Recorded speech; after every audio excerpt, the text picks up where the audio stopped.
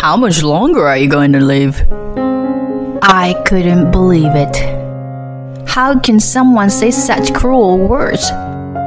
I sighed and told my husband the chilling truth. My name is Anna, a 57-year-old interior designer. I love my job and have been working at the same company for a long time. And I want to work hard every day until retirement. But there's always someone who undermines my motivation. That person is my husband, Fred. I met him when I joined this company.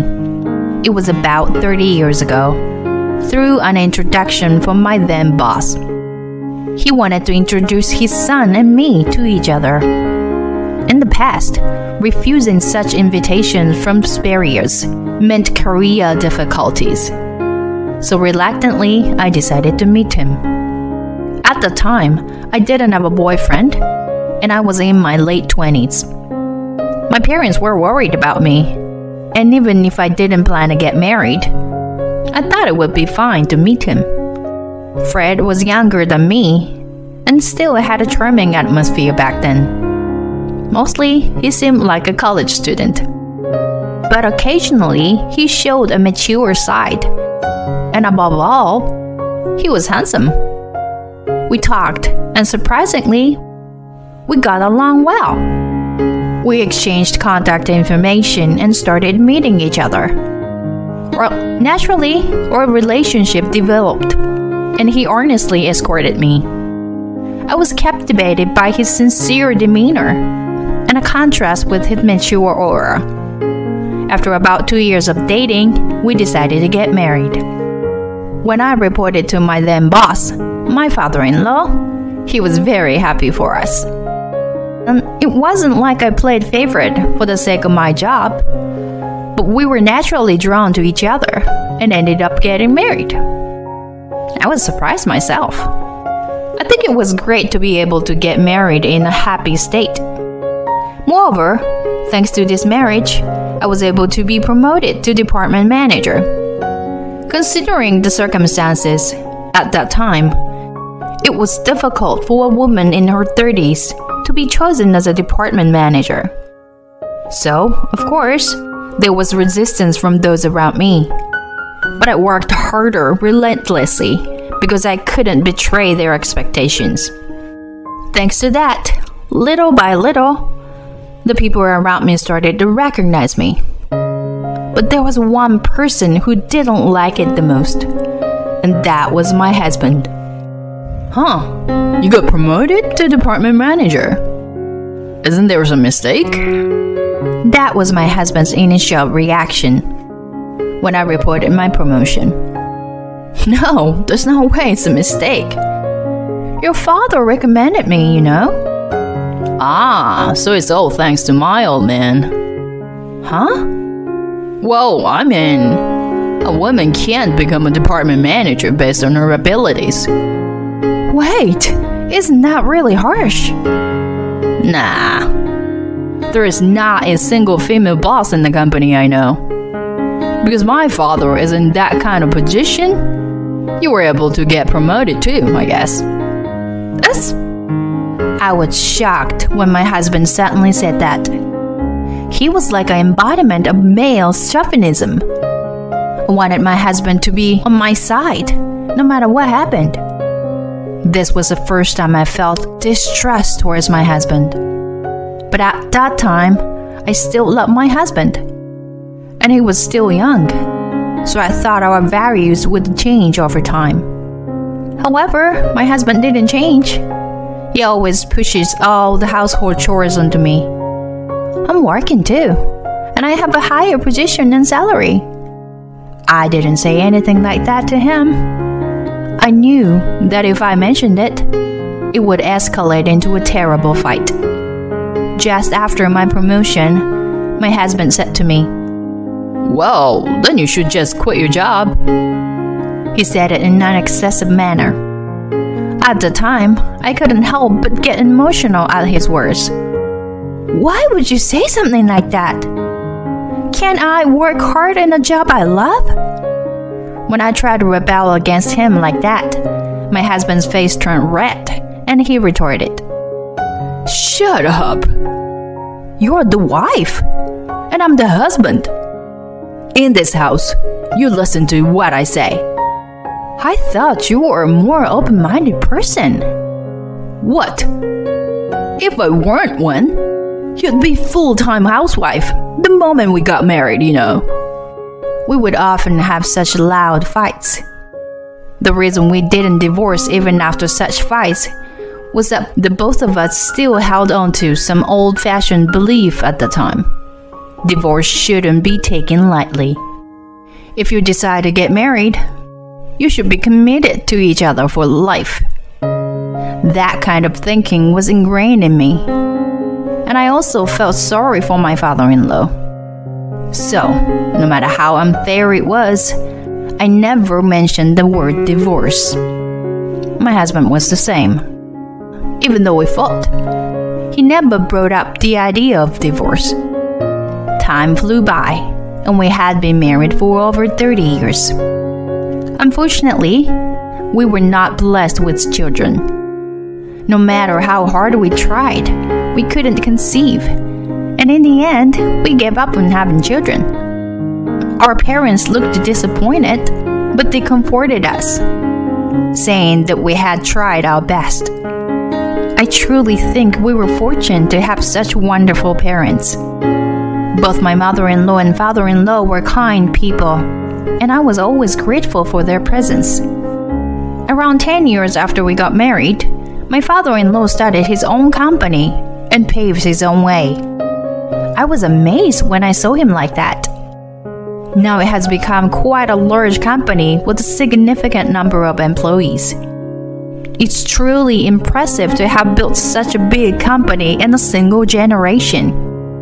And considering the age at which he started his business, I have nothing but respect for him.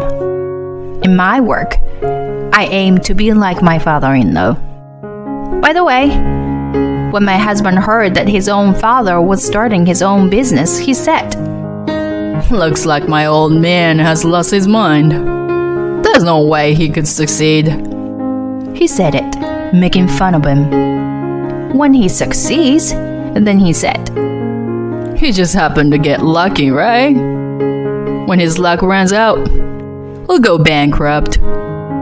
He said things like that. Every time he said those things, I felt really terrible. Why couldn't he just wholeheartedly support his father's efforts? I'm not sure if it was jealousy or something, but I really wanted him to stop making those remarks. While I let my husband's words slide off, I made up my mind to continue striving for my own ideals. That determination from back then still lives on within me. I managed to climb the corporate ladder and became a department head by the time I turned 40. On the other hand, my husband, despite getting older, couldn't seem to advance in his career.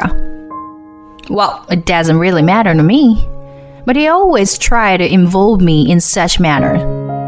Whenever we had an argument, my husband would say, "Just because you're successful at work doesn't mean you can act all high and mighty at home, you know?" But I wasn't acting high and mighty at all. If anything, I thought my husband was the one acting that way.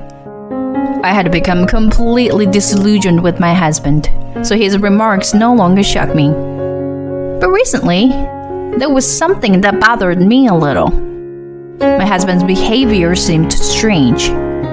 He has been buying clothes excessively lately.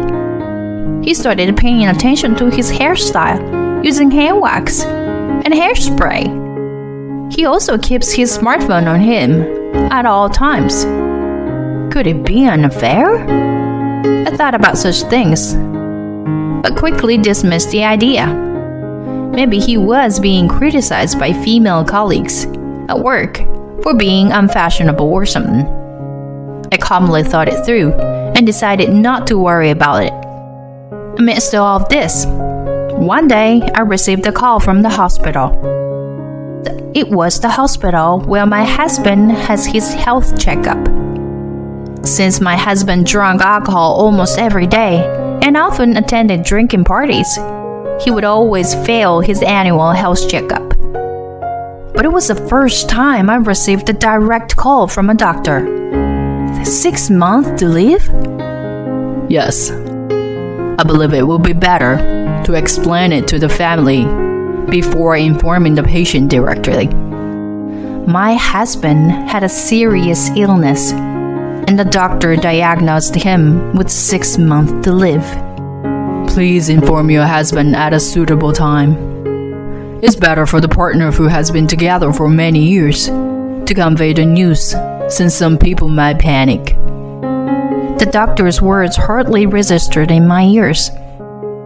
Only the fact that my husband had 6 months to live kept swirling in my head. Rather than feeling sad, I was just astonished. But this was an important matter, so I had to tell my husband. As soon as I returned from work, I immediately had the conversation with him. I went to the hospital today. What? You look serious. Are you dying or something? The doctor said it's 6 months. Huh? 6 months? I nodded, and my husband seemed lost in thoughts for a moment. I see. 6 months. Hey, what are you thinking? I asked, annoyed and unable to understand my husband's words and actions.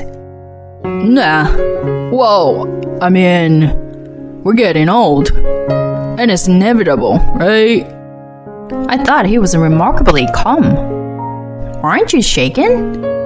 Only 6 months left to live. Well, there's nothing we can do about it, right? Maybe we should just enjoy the remaining life, you know? My husband's detached attitude made me sigh. After that, my husband started coming home later than usual. He suddenly had more business trips and was frequently absent from home. I thought my husband was suspicious once again. Then one day, I found a card from a strip club in my husband's suit's pocket. Ah, I see. He's getting involved with those girls. I was exasperated, but I thought that since he only had a short time left to live, he could do as he pleased. Amidst all this, as I was getting out of the bath, I heard my husband talking on the phone. It seemed that he hadn't noticed the door to his room was slightly open. I could hear the conversation my husband was having. Since my wife only has a little time left, once she's gone, you can come live here with me. This was undoubtedly an affair. And there, for the first time, I realized the true nature behind my husband's strange behavior. He believed it was me who was dying. After thinking for a while, I made a decision. I would let him continue thinking that I was reaching the end of my life. After that, my husband continued with the same lifestyle. But at some point, he started splurging extravagantly. He bought designer clothes, and under the guise of business trip, he would go on trips with his mistress. I was appalled and quickly prepared to separate from my husband. I hired a PI to obtain evidence of his affair. The photos showed my husband entering a hotel with a young woman. I wondered what was so appealing about a man like him. But perhaps he was spending lavishly on her. Maybe she believed that my husband was wealthy enough to afford such extravagance. Well, the reasons really didn't matter. I rented a new place and hired a lawyer for the divorce proceedings. Amidst all this, one day, my husband said something outrageous to me. Huh, how long are you going to live? Unbelievable. How can he say such terrible words? It had been almost 6 months since I delivered the news. Yet, my husband, seeing me still lively and working, said such things. I thought it was about time, so I finally revealed the truth to him. The one with the limited time is you, Fred. What? Stop with the joke. It seemed that my husband believed I was joking. Well, never mind that. What's more important is that I know you're having an affair. Please, just let me go. When I said that, my husband was slightly surprised, but soon wore a triumphant expression. Oh, fine. He was delighted, thinking he would receive a substantial amount of money through asset division. We immediately began the divorce proceedings. I claimed compensation through my lawyer. Apparently, my husband had to pay the compensation for his affair partner as well, since she refused to contribute. Thus, the long years of marriage with my husband came to an end. Sometime later, he suddenly called me. Hey, what the hell is going on? Aren't you the one sick? Even though I didn't put him on speaker, I could hear his voice through the phone. I told you when we separated, didn't I? The one with the limited time left is you. No way. Then the recent shortness of breath and palpitations were... Well, yeah, something like that. Wasn't it because my age? Jesus. Why didn't you tell me? I did, but you never listened to me. But it doesn't matter anymore. You and I are complete strangers now. Do your best with your treatment or whatever. That's... Of course, you'll have to pay me compensation. It will be deducted from the asset division. Are you abandoning me? Your spouse for many years? What are you saying now? It makes me sick. You betrayed me. I have no obligation to be kind to you. Goodbye. We'll never see each other or talk again. Anna, wait. My ex-husband called out to me, but I hung up without a word. And I blocked his phone number. My ex-in-laws had already passed away. Based on my ex-husband's condition, he had probably squandered all his inheritance. Since then, I made sure not to hear anything about what happened to him. I'm already living a life without him. Even if he were still alive, he would likely be living considerably difficult life. Meanwhile, I'm working hard as I always have. Even on my own, I can lead a fulfilling life. I plan to continue working diligently until retirement and gradually think about a graceful old age.